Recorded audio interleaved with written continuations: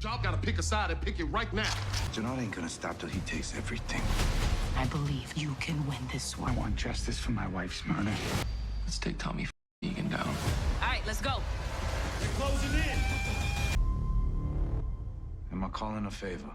Now, today we're going to be breaking down the new images that have dropped for the final episode of Power Book 4 Force. It's crazy that we're now approaching the final episode of this chapter, not just in Tom Egan's journey and story arc, but the final chapter for Chicago, the final chapter for Force, and the final chapter for some of these characters in this particular world.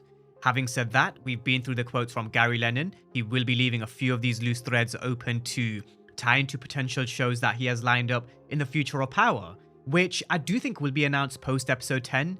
For those of you who haven't seen my previous breakdown, I did mention everything does seem conveniently timed with episode 10. The Crew Has a Podcast returning, Tariq St. Patrick's potential return. In the next week or so, we definitely will be getting some big news, that's for sure. But it's insane that we're now here, episode 10, the blockbuster finale, which will no doubt be a great ending to what's been a great season. One of the best seasons of Power that we've seen in a very long time. With that being said, there's a lot to dig into with these pictures, courtesy of No Label, so thank you for sending them over, and I will link his breakdown down below in the description section as well. But without further ado, let's dig into all things for Season 3, Episode 10. Yeah, JP. Came in here just to check the funeral out. Smoking on that JP pack tonight. Smoking on that JP. Cute funeral. Told you not to fuck with me. That's where you ended up.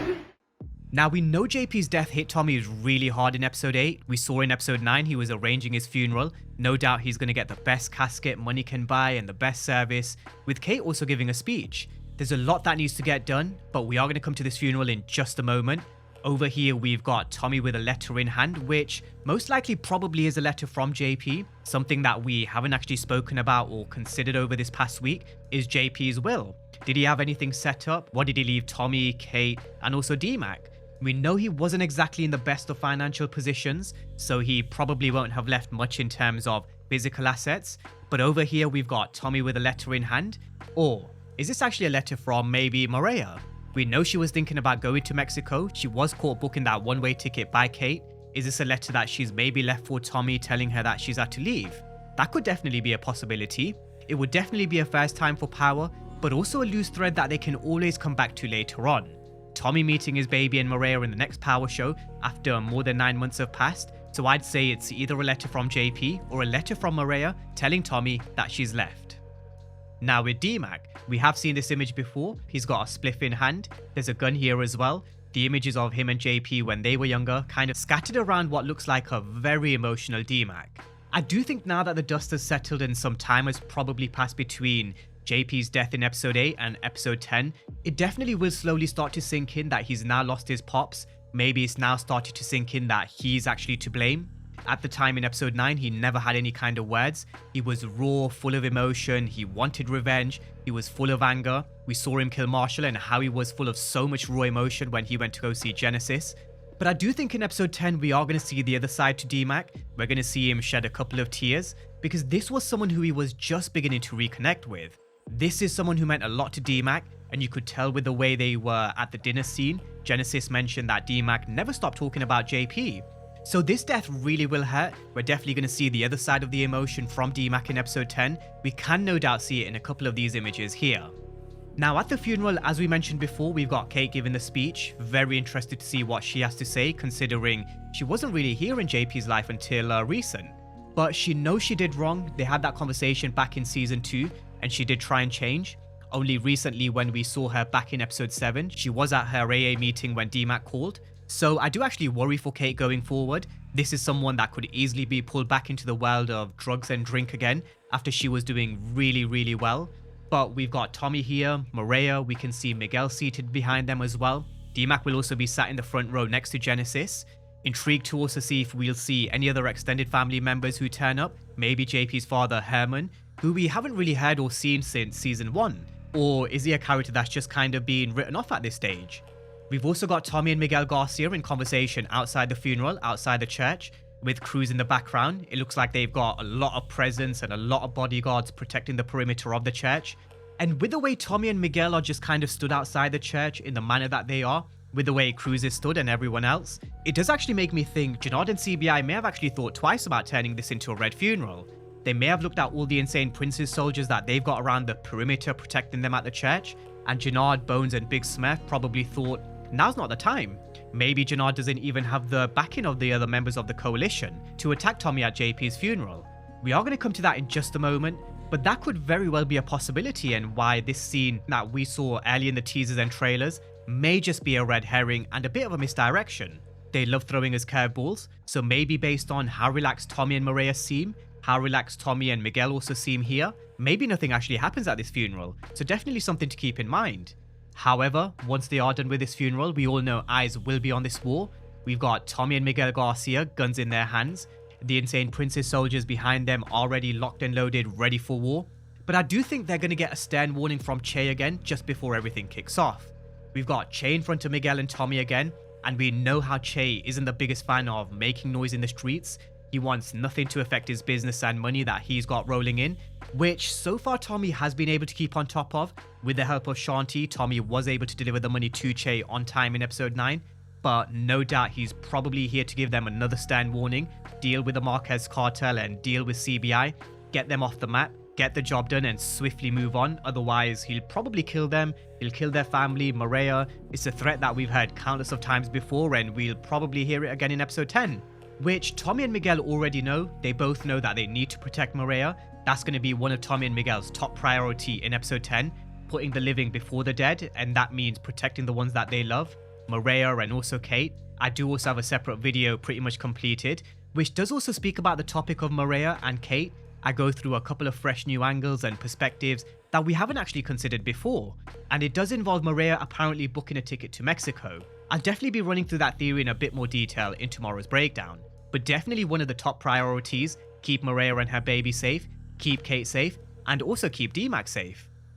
Now we've also got Tommy and Shanti. One of the big questions that we've been asking in recent weeks is, can Tommy trust Shanti Showstopper?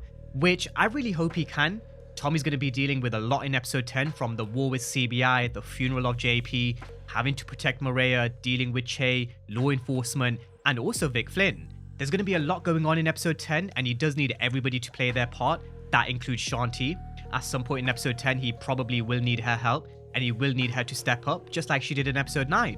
But we have spoken about her at length over this past week. For those who want an extended breakdown on Shanti Showstopper, my breakdown from last week asks all the right questions and runs through everything leading up to episode 10 for her particular character. So, with that being said, moving over to Double J. Y'all gotta pick a side and pick it right now. Jenard ain't gonna stop till he takes everything. I believe you can win this. Now, we do have Jenard here cleaning his gun. He's got one bullet in the chamber, which is an image that we have also seen previously before in other previous teasers and trailers. And I do think for him, we need to see how he copes with Diamond's death, or should I say how he doesn't actually cope. Again, we went through it earlier in the week. I do think this is a character who just simply won't be in control over anything in episode 10, especially judging by these images here. We know he's going to be meeting with his coalition, where he's going to ask them to pick a side and pick right now. There's no sitting on the fence in this particular war. We saw what happened to Marshall when he decided to sit on the fence. We saw him pull the gun on D-Mac, but he decided to also side with CBI, which doesn't actually work. He either sided with CBI fully 100%, that meant killing D-Mac, or he actually sides with his brother. Same thing here. It's very much going to be a message of, you're either with me or against me, and I do think a lot of the coalition members will probably decide to leave the coalition. We've also got Ashur over here, the leader of the Assyrians. This also does look like Grayskull. I do think a lot of these guys, especially Grayskull, will challenge Jenard's leadership and authority in episode 10. Maybe also Bones and Big Smurf as well. You've got Jenard, Bones, Big Smurf in this barbershop basement. But with these two characters, I do think at least these two characters, I do expect them to stick by Jenard in episode 10. We see them rolling up to the church as well. If Big Smurf wanted to flip like a pancake, he could have easily have done so when Tommy had him at gunpoint in episode 9, but he didn't. He actually chose to side with CBI. So these are two characters who I do actually think will stick with Jenard, even if the rest of the coalition and characters like Ashura and Grayskull don't. Interestingly, there is a character that is missing in these images, and that's Raheem. We have spoken about him at length over this past week as well. He is a character I do expect to die early doors in episode 10, but definitely did think it was kind of just worth a mention. He isn't seen in any of these pictures, so I do think Jenard will confront him and deal with him early doors. But with that being said, moving over to Vic the Snitch. Let's take Tommy Egan down. Now again, just like Maria and Kate, this is another character that I have spoken about from a fresh new perspective in my breakdown that I am dropping tomorrow. But over here, we've got him with Ray, and he did actually get on that private jet, and it does seem like they did actually leave. I thought maybe after watching the episode 10 trailer, he may have had a quick change of mind where he stepped off the jet and stayed in Chicago, but it does seem like him and Ray have skipped town. They're basically all set. However, it does look like someone has come to see them based on their facial reactions and where their eyes seem to be pointing. Now, who that someone is, who knows? But if I were to take a stab at who it could potentially be, logically, maybe you'd have to say Bobby DeFranco. Both Vic and Bobby DeFranco have now uncovered that AUSA Seng is dirty and in the back pocket of someone else, and maybe Bobby wants his help.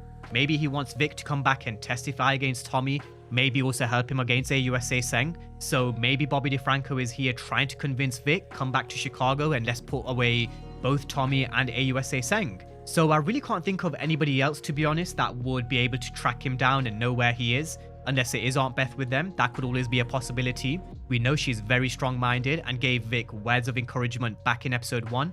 So if I were to say who they were in conversation with, maybe one of those two characters, maybe Aunt Beth or Bobby DeFranco. But again, with Vic coming back to Chicago, does he make it back to Ray after episode 10? I personally don't think he does, unless somehow he does flip and help Tommy. But again, a different perspective and a theory we'll definitely discuss in tomorrow's breakdown. But that's a wrap for the images for episode 10. Normally I do wait for Thursday to drop these previews, but the reason why I took this weekend off was because I knew they would be throwing us new images, exclusives, not just Force related, maybe more. So definitely keep your eyes peeled. I'm sure over the next week or so, they will be dropping a lot of new stuff. Maybe with a teaser that they've already dropped for Raising Kanan. Maybe we also see a trailer soon and get a release date for that. So definitely keep your eyes peeled. I'm sure a lot of news will be dropping over the next week or so. But with that being said, drop all your thoughts down below on all the exclusive images for episode 10.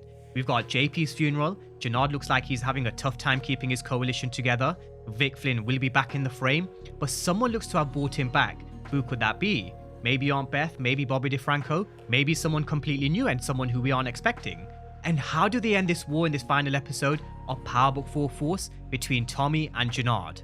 With that being said, drop all your thoughts down below in the comment section. And as always, thank you guys for watching, and I'll see you next time.